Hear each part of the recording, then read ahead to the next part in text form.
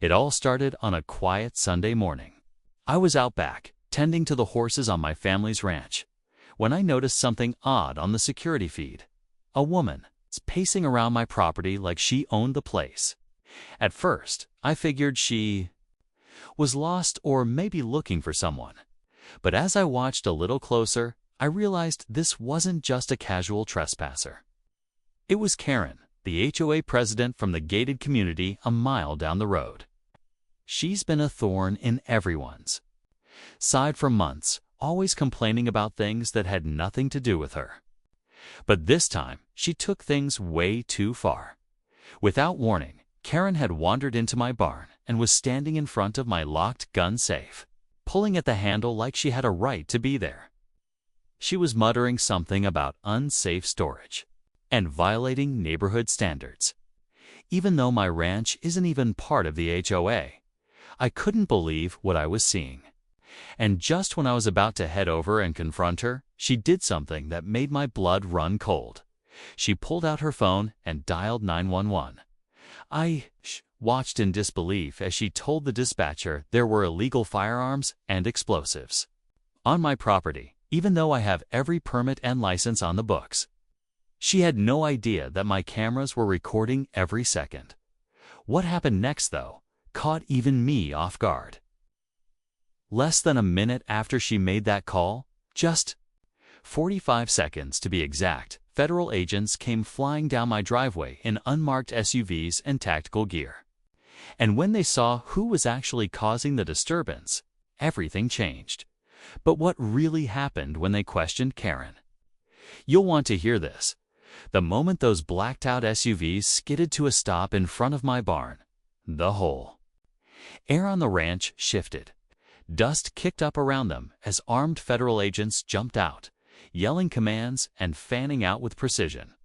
I stood still, hands visible, completely calm, not because I wasn't nervous, but because I knew I'd done nothing wrong. What I didn't expect was how quickly they ignored me and turned their focus on Karen, who was now standing frozen, still clutching her phone. Before I could even say a word, one of the lead agents asked me if I was the property owner and if I had recently made a report about unauthorized access. Kay nodded and pointed straight to the barn camera that had been recording everything. That's when Karen's expression started to change. She began stammering, claiming she was just inspecting the area, saying that as HOA president, she had the right to make sure no one was storing dangerous materials. It was clear she didn't realize how serious things had gotten. Now, here's the part that might make you shake your head. My ranch isn't even under HOA jurisdiction. It's private land, far removed from their reach. But Karen had been obsessed.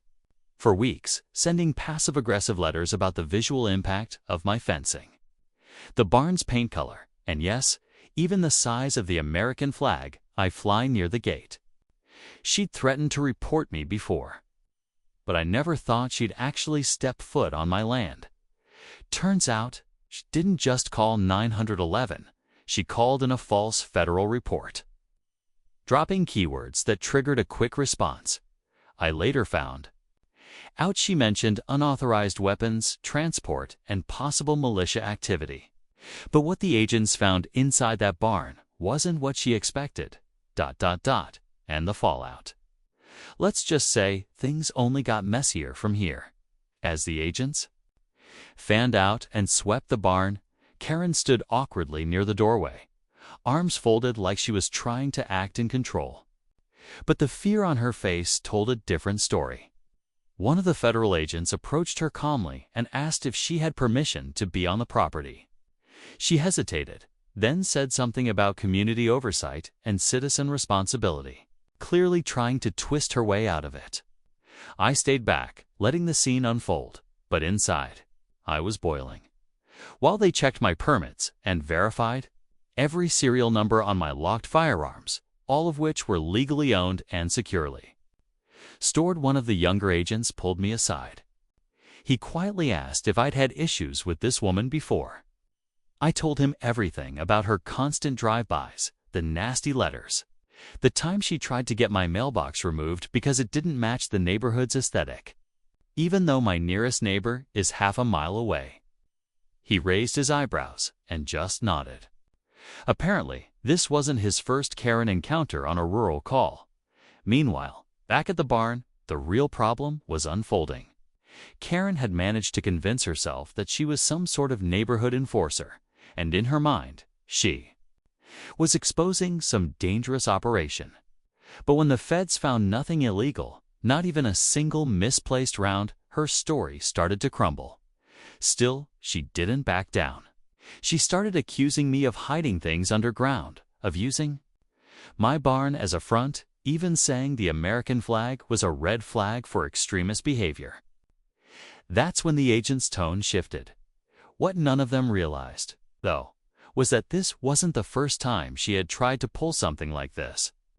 I later learned from a deputy that she'd filed similar reports about other ranchers in the area, folks who refused to join her HOA or attend her self-declared safety briefings. But this time, she'd picked the wrong target. Because what Karen didn't know was that someone else had been quietly watching her from the tree line, and they weren't from the government. Just as the agents were starting to wrap up their check, something shifted. One of them got a call on his radio and stepped aside, suddenly looking more alert. At the same time, a black pickup truck rolled slowly down the dirt road toward my ranch, tires crunching over gravel. It wasn't marked, but I knew that truck. It belonged to Jack, a retired intelligence officer who owns the land past the creek. Jack doesn't get involved in much unless there's a real reason. And if he was here, it meant something bigger was going on than just Karen playing pretend. Karen saw the truck too, and for the first time, her fake confidence started to crack. She whispered something to one of the agents, pointing in Jack's direction, but they waved her off. Jack parked and stepped out slow, calm, wearing a simple jacket and a hard stare. He didn't say much, just walked straight up to the lead agent, handed over a small flash drive, and said, "You might want to see what she's really been up to." The agent looked confused at first, but took it. Karen suddenly tensed, like she knew exactly what was on that drive. She started talking fast, trying to change the subject, insisting she had video evidence of me storing suspicious crates last week, which, for the record, were just feed sacks from the coop. But no one was listening to her anymore. The air grew heavier, like the moment right before a thunderstorm hits. The lead agent plugged the drive into his laptop, and as he watched the screen, his expression slowly changed. That's when I noticed another SUV pulling up, this one bearing a state seal.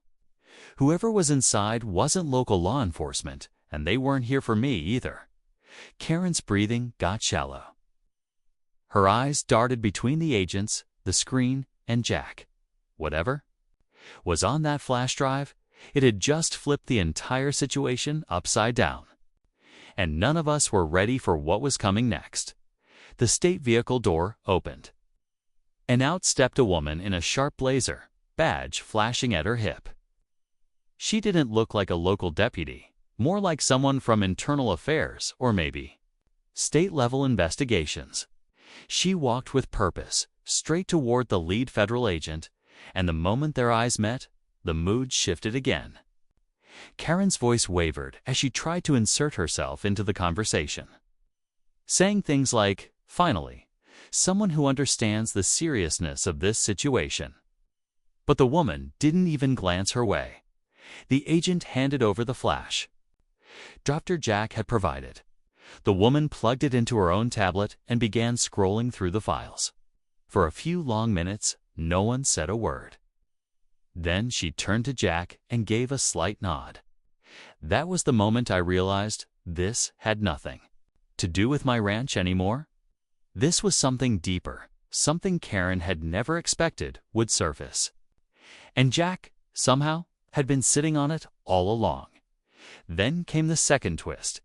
The agent's radio buzzed again, and this time it was a notice from a federal database. They'd run Karen's name through a wider system, and something flagged. Not just a complaint history or neighborhood disputes, something tied to a sealed case file out of another state. The agent's eyes went wide for just a second before he composed himself and looked over at Karen, who had gone pale. Jack leaned in and said quietly, "She's done this before in Nevada. Harassed a family off their land, claimed community rights, tried to seize a private plot for some development scheme. Same playbook." I felt my stomach twist. This wasn't just some power-hungry HOA president pushing boundaries. This was a pattern.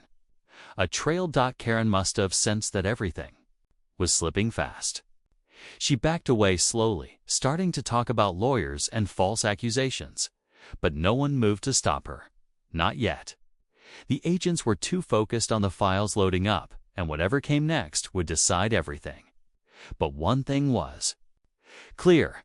The woman who tried to frame me had more secrets buried than anyone expected, and they were about to be dug up in full daylight. Karen took one step too many, thinking she could walk off like it was all just a misunderstanding. But before she could reach the edge of the driveway, the woman from the state vehicle calmly raised her hand and said, "Stop right there, ma'am." That was it. Karen froze, trying to keep her composure, but her eyes darted in every direction. The federal agent stepped forward and informed her she was being detained pending further investigation into false reporting, trespassing, and obstruction of a federal inquiry. The look on her face was a mix of disbelief and fury. Like she still couldn't understand how things had turned against her. The agents retrieved a folder from the state officer's vehicle documents tied to a land dispute in Nevada where Karen had used nearly the exact same tactics. Back then, she'd slipped through the cracks, using loopholes and charm to duck real consequences.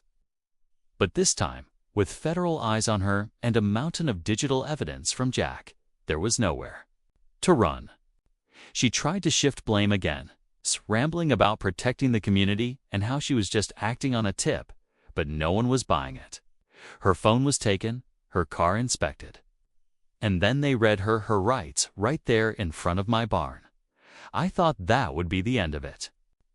But just as they were about to drive her away, one of the younger agents walked over to Jack, holding up a second flash drive that had been hidden in Karen's vehicle. He said, "You'll want to see this." Jack looked at it, frowned, then turned to me and quietly said she wasn't working alone. That hit me like a brick. The whole time we thought Karen was just some obsessive HOA president on a power trip. But that second drive hinted at something bigger. Emails, bank transfers, and names I recognized from town meetings and real estate boards. This wasn't just about harassment. It looked like she'd been part of a long-running scheme to pressure landowners out and flip properties for profit. And my ranch was just the next mark. So yeah, Karen got cuffed that day. But the real storm was only beginning. And what we uncovered next. That's a story I never thought I'd be telling. Over the next few weeks, everything started coming together. Investigators dug into the files from that second flash drive and confirmed what we feared Karen had been working with a small network of individuals who were using HOA, influence, and fake complaints to force ranchers and homeowners off their land. They'd quietly scoop up the properties at reduced prices through shell buyers and flip them for massive profits. My ranch wasn't just a random target, it was prime land they'd been eyeing for a while. But thanks to Jack and that quiet camera footage I'd set up months ago, they didn't get away with it. Karen was officially charged with multiple counts, including filing a false federal report, criminal trespass, and conspiracy to commit fraud. Several other names from the real estate board and her HOA committee also came under investigation. The entire neighborhood group was put on hold, and the state launched a review into how local HOAs were operating in rural zones like mine. For the first time in years, people in the area started talking to each other, again sharing stories, comparing notes, realizing how deep things had gone without anyone noticing. As for me, I patched up the barn, reinforced my gate, and made sure every camera was working around the clock. The horses are calm again. The ranch is quiet, and life's gotten back to what it should be. I still get the occasional look when I head into town, people curious about the whole story, but most of them are just grateful someone finally stood up and said enough was enough. If there's one thing I learned, it's this: standing your ground might make you a target, but it also shines a light where it's needed most. And sometimes, all it takes to unravel a scheme is one stubborn rancher with a Camryan neighbors who won't stay silent anymore.